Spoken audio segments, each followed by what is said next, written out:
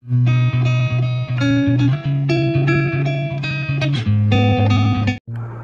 Students, আমি ফরিদ মির্জা। তোমরা দেখছো বায়োলজি সেন্ট্রাল। আজকে আমরা একটি চ্যাপ্টারের কোয়েশ্চেন অ্যান্সার নিয়ে আলোচনা করব। এর আগের দিন আমাদের ট্যাক্সোনমি অ্যান্ড সিস্টেমেটিক্স এই চ্যাপ্টারের সমস্ত পার্টগুলো শেষ হয়ে গেছে। এই চ্যাপ্টার থেকে কী কী জিনিস ইম্পর্ট্যান্ট আছে সেগুলো নিয়ে আমরা আলোচনা করব আজকের ক্লাসে। তো এই চ্যাপ্টার থেকে মানে হচ্ছে তোমাদের ক্লাস 11-এর ফার্স্ট ইউনিটের, এটা হচ্ছে সেকেন্ড চ্যাপ্টার। টোটাল 3টা চ্যাপ্টার আছে ফার্স্ট ইউনিট থেকে, মানে ইউনিট 1 থেকে 3টা চ্যাপ্টার আছে। সেই 3টা চ্যাপ্টার থেকে মাত্র 7 মার্কের কোশ্চেন পড়ে। জিনিসটা ভালো করে বুঝবে। 1 মার্কের কোশ্চেন পড়ে 2টো, তাহলে 2। 2 মার্কের কোশ্চেন পড়ে 1টা, তাহলে 1 এই 2 2 2 4। 3 মার্কের পরে 1টা। বোঝা যাচ্ছে কথাটা? তাহলে টোটাল 7 মার্ক। কথাটা বোঝা গেল? 3টা চ্যাপ্টার, তার মধ্যে আমরা অলরেডি একটা চ্যাপ্টার শেষ করেছি। এটা হচ্ছে দ্বিতীয় চ্যাপ্টার, ট্যাক্সোনমি অ্যান্ড সিস্টেমেটিক্স। এই চ্যাপ্টার থেকে কী কী জিনিসগুলো ইম্পর্টেন্ট আছে, এখান থেকে কখনোই 5 মার্কের কোশ্চেন পড়ে না। শুধু 1 মার্কের 2টো কোশ্চেন, 2 মার্কের 1টা, 3 মার্কের 1টা। 3টা চ্যাপ্টার মিলিয়ে, শুধু এটা থেকে না। তাহলে সবগুলো আমাদের গুরুত্ব সহকারে পড়তে হবে, জানতে হবে। যাই হোক, তো আজকে আমরা এই ট্যাক্সোনমি অ্যান্ড সিস্টেমেটিক্স নিয়ে আলোচনা করব। দেখো, এখানে সেই জন্য কোনো 5 মার্কের কোশ্চেন নেই। এখান থেকে যেই কোশ্চেনগুলো মোস্ট ইম্পর্টেন্ট, যেগুলো পরীক্ষায় প্রায় আসে আর আমাদের পরীক্ষার জন্য খুবই গুরুত্বপূর্ণ, সেগুলো নিয়ে আলোচনা করা হচ্ছে। দেখো, 1 and 2 মার্কস, তার মানে 1 মার্কের কোশ্চেনও এখানে আছে, 2 মার্কের কোশ্চেনও এখানে আছে। প্রথম কোশ্চেনটা দেখো, ট্যাক্সোনমি শব্দটি কে প্রথম ব্যবহার করেন? বিজ্ঞানীটির নাম হচ্ছে অগাস্টিন পি দে ক্যান্ডল। ঠিক আছে? ক্যান্ডল বানানটা CANDOLLE। ইনি একজন সুইস বিজ্ঞানী ছিলেন বা বোটানিস্ট ছিলেন। ঠিক আছে? সুইস মানে হচ্ছে সুইজারল্যান্ডের বিজ্ঞানী ছিলেন, বোটানিস্ট, যে উদ্ভিদবিদ্যা নিয়ে পড়েছে এরকম। এর অর্থ কী? এখানে ট্যাক্সোনমি কথাটাকে ভাঙলে ট্যাক্সিস আর নোমস দুটি কথা পাওয়া যায়, যেটা মানে হচ্ছে বিন্যাস, আর নোমস মানে হচ্ছে বিধি বা নিয়ম। ঠিক আছে? তাহলে এই দুটো অর্থ লিখতে হবে, যে একটির অর্থ হচ্ছে বিন্যাস, একটির অর্থ হচ্ছে বিধি বা নিয়ম। সেকেন্ড কোশ্চেন দেখো, এটা দেখো দুটো, মানে এটা 1 মার্কের, এটা 1 মার্কের। এভাবে 2 মার্কের আসতে পারে, কিংবা আলাদা করে একটাই 1 মার্কের জন্য আসতে পারে, যে ট্যাক্সোনমি শব্দটি কে প্রথম ব্যবহার করেন, 1 মার্ক। তারপরে দেখো ICBN ওর ICZN এর ফুল ফর্ম লিখো।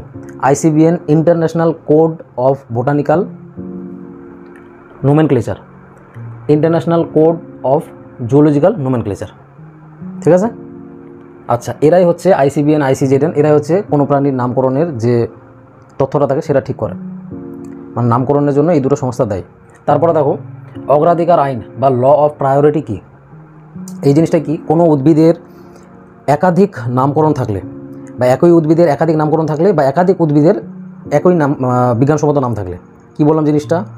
একটি উদ্ভিদের একাধিক বিজ্ঞানসম্মত নাম থাকলে, বা একাধিক উদ্ভিদের একই বিজ্ঞানসম্মত নাম থাকলে, যেই নামটি সর্বপ্রথম গৃহীত হয়েছে বা যেই নামটি সবথেকে আগে দেওয়া হয়েছে সেটি বৈধ বলে বা গ্রাহ্য করা হবে, বা সেটি বৈধ বলে গৃহীত হবে। একেই বলা হয় ল অফ প্রায়োরিটি। বোঝা গেল কথাটা? আশা করি বুঝতে পেরেছো। তার মানে কি, এখানে প্রায়োরিটি মানে হচ্ছে প্রাধান্য দেওয়া। কোন জিনিসটাকে প্রাধান্য দেওয়া হচ্ছে? যে আগে নামটি লিখে তথ্যটা জমা দিয়েছে, এবং সেটা তখনই বৈধ বলে ঘোষণা করা হবে যখন সেটা আন্তর্জাতিক কোনো পত্রিকায় প্রকাশিত হবে এবং র্যাঙ্ক অনুযায়ী সেটাকে পাবলিশ করা হয়, সেই নামটাই গৃহীত হয়। যাই হোক, এটা হচ্ছে নিয়ম একটা।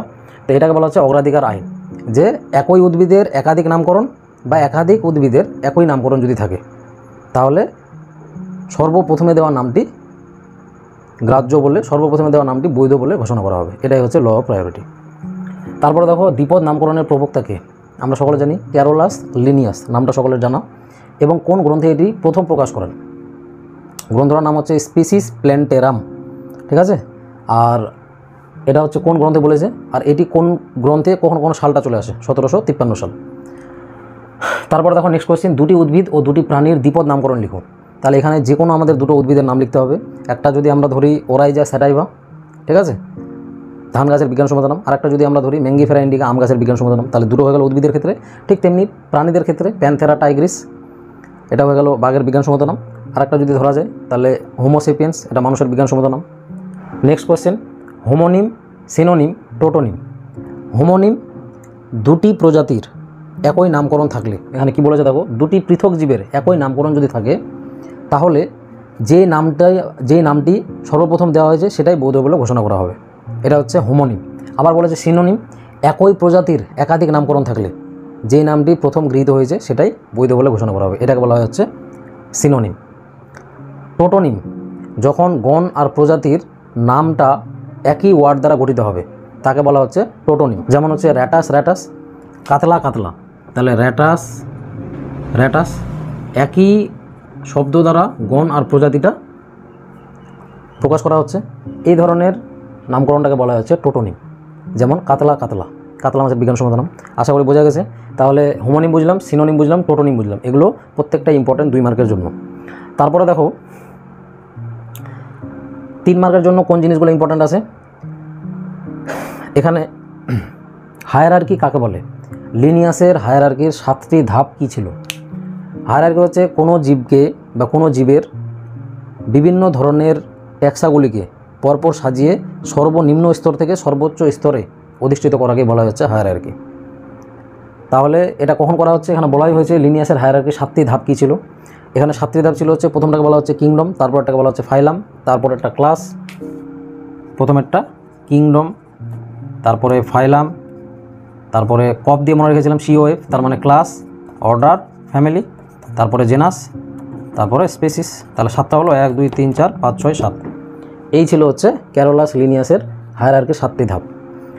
কিংডম মানে হচ্ছে প্রাণী জগৎ, ফাইলাম মানে হচ্ছে পর্ব, ক্লাস মানে শ্রেণী, অর্ডার মানে বর্গ, ফ্যামিলি মানে গোত্র, জিনাস মানে গণ, আর স্পেসিস মানে প্রজাতি। আমরা এটা আগে দেখেছি ক্লাসে।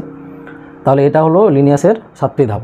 আর হায়ারার্কি তো বললাম যে বিভিন্ন ধরনের মানে সর্বনিম্ন স্তর থেকে সর্বোচ্চ স্তরে কোনো জীবকে অধিষ্ঠিত করাকে বলা হচ্ছে, যে একক দ্বারা এরা অধিষ্ঠিত করে, এগুলো এক একটাকে বলা হচ্ছে কি হায়ারার্কি। তাহলে টোটাল 7টা হায়ারার্কি ছিল।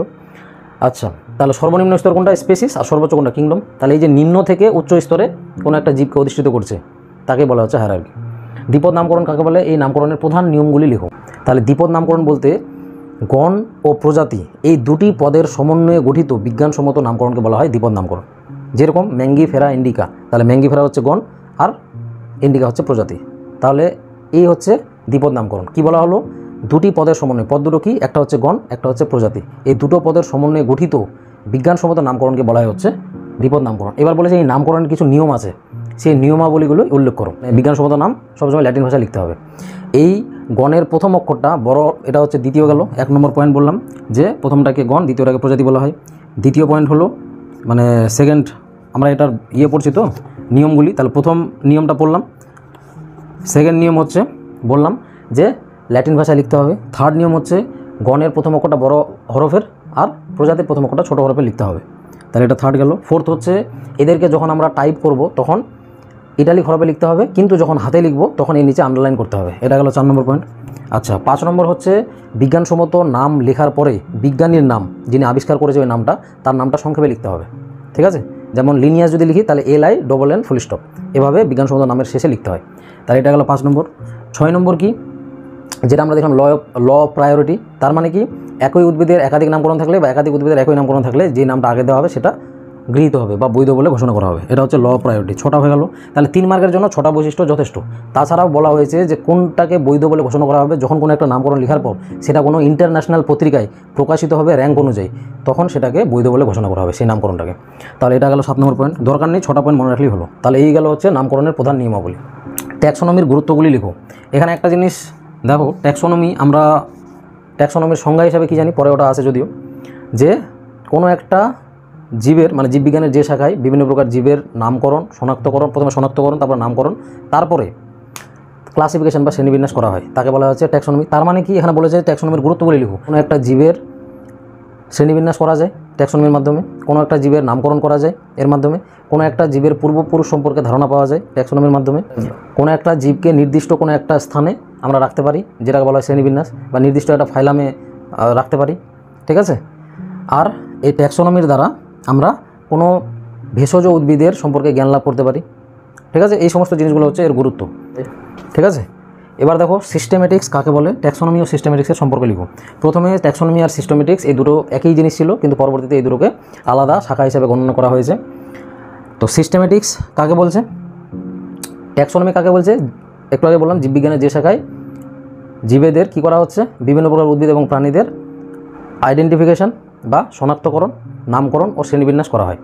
কিন্তু সিস্টেমেটিক্সটা কি, এই সমস্ত জীবেদের জীববৈচিত্র্য এবং ক্লাসিফিকেশন বা শ্রেণীবিন্যাস বা এদের ইভলিউশন নিয়ে আলোচনা করা হয়, অভিব্যক্তি নিয়ে আলোচনা করা হয়। তাহলে তুলনামূলকভাবে সিস্টেমেটিক্সটা একটা বৃহৎ ক্ষেত্র হিসাবে পরিচালিত হচ্ছে, কিন্তু ট্যাক্সোনমিটা একটা সংকীর্ণ ক্ষেত্র হিসাবে পরিচালিত হচ্ছে। ঠিক আছে, তাহলে সিস্টেম্যাটিক্স কাকে বলে বুঝলাম, যে শাখায় শুধুমাত্র ট্যাক্সোনমি তো বুঝলাম, সিস্টেম্যাটিক্স বলতে যে এদের অভিব্যক্তি, বিভিন্ন প্রকার জীবেদের অভিব্যক্তি, তাদের শ্রেণীবিন্যাস এবং তাদের জীববৈচিত্র্য নিয়ে আলোচনা করা হচ্ছে, সেটাই হচ্ছে ট্যাক্সোনমিক্স, এই সিস্টেম্যাটিক্স, সেটা হচ্ছে সিস্টেম্যাটিক্স। তাহলে সিস্টেম্যাটিক্স মানে হচ্ছে টু পুট টুগেদার, যেটা সিস্টেমা কথা থেকে এসছে, মানে একত্রিত করা, ঠিক আছে, সমস্ত জিনিসগুলোকে একত্রিত করা হচ্ছে এরকম। তারপরে দেখো লাস্ট 3 মার্কের জন্য ইম্পর্টেন্ট কোশ্চেন, ট্যাক্সোনমির সংজ্ঞা লিখো। একটু আগে এই সংজ্ঞাটা দুবার অলরেডি বলা হয়ে গেল। এর উপাদানগুলি বর্ণনা করো। এটা সিম্পলভাবে আমরা মনে রাখবো, যেটা ইংস দিয়ে মনে রেখেছিলাম, INCS, ইংস মানে কালি, I থেকে আইডেন্টিফিকেশন, N থেকে নোমেনক্লেচার বা নামকরণ, C থেকে ক্লাসিফিকেশন বা শ্রেণীবিন্যাস, S থেকে এই জিনিসটাকে, সংজ্ঞাটাকে বলা হচ্ছে কোনো একটা উদ্ভিদ বা প্রাণী প্রজাতিদের আইডেন্টিফিকেশন, শনাক্তকরণ, নামকরণ ও শ্রেণীবিন্যাসকেই বলা হচ্ছে ট্যাক্সোনমি। কিন্তু এদের বলেছে এর উপাদানগুলি কী, তাহলে উপাদানগুলো এই 3টার সঙ্গে আরেকটা যুক্ত হয়ে যাবে, সেভ বা সংরক্ষণ, মানে এদের নথি সংরক্ষণ। এই নামকরণ করার পর তাদেরকে একটা পার্টিকুলার জায়গায় আমরা মিউজিয়ামে হোক বা যে কোনো জায়গায় সেটাকে সংরক্ষণ করে রাখবো, এটাই হচ্ছে ট্যাক্সোনমির উপাদান। তাহলে এই 4টা উপাদান নিয়ে আলোচনা করতে হবে 3 মার্কের জন্য, এটাও ইম্পর্টেন্ট। তাহলে এখানে যে সমস্ত কোশ্চেনগুলো আলোচনা করা হলো, এগুলো সবগুলোই 1 এবং 2 মার্কের জন্য তো ইম্পর্টেন্ট আছেই। পরীক্ষায় এর বাইরে কোনো কোশ্চেন আসে না, যেহেতু পুরোপুরি সিলেবাস ভিত্তিক কোশ্চেনটা করা হয়েছে। আর তোমরা এই জিনিসটা খুব ভালোভাবে মনে রাখার চেষ্টা করবে, কারণ পরীক্ষার জন্য মোস্ট ইম্পর্টেন্ট এই কোশ্চেনগুলো, ঠিক আছে। এরপরে আমরা নেক্সট চ্যাপ্টার নিয়ে আলোচনা করব, যেটা 3rd চ্যাপ্টার আছে। আচ্ছা, আর একটা জিনিস, আমরা যে ল অফ প্রায়োরিটি পড়লাম, সেখানে বললাম যে একই উদ্ভিদের একাধিক নাম থাকলে বা একাধিক উদ্ভিদের একই নাম থাকলে, সেখানে উদ্ভিদ পার্টিকুলারলি না বলে আমরা সেখানে বলবো কোনো প্রজাতির, মানে একই প্রজাতির একাধিক নামকরণ থাকলে বা একাধিক প্রজাতির একই নামকরণ থাকলে, সেখানে প্রজাতিটা হতে পারে উদ্ভিদ প্রজাতি, সেটা হতে পারে প্রাণী প্রজাতি। তাহলে এতটুকু জাস্ট কারেকশন করার দরকার আছে। যদি মনে হয় যে না, আমি যেহেতু উদ্ভিদের কথা বলেছি, তার মানে উদ্ভিদও তো একটা প্রজাতি, ঠিক আছে, তাহলে উদ্ভিদের একটা প্রজাতি, সেখানে আমরা প্রাণীরও কথা বলতে পারি, বা সবথেকে ভালো হয় সেখানে যদি প্রজাতির কথাটা বলি। উদ্ভিদ বললেও কোনো ভুল হবে না, প্রাণী বললেও কোনো ভুল হবে না, এটা একটু মাথায় রাখবে। আশা করি সকল জিনিসগুলো ভালোভাবে বুঝতে পেরেছো। আজকের ক্লাসটা এতটুকুই, দেখা হচ্ছে নেক্সট ভিডিওতে অন্য একটা পার্ট নিয়ে। লাইক ও শেয়ার ঠকি মা কাল কাছে তোমাকে লাইক ও শেয়ার ঠকি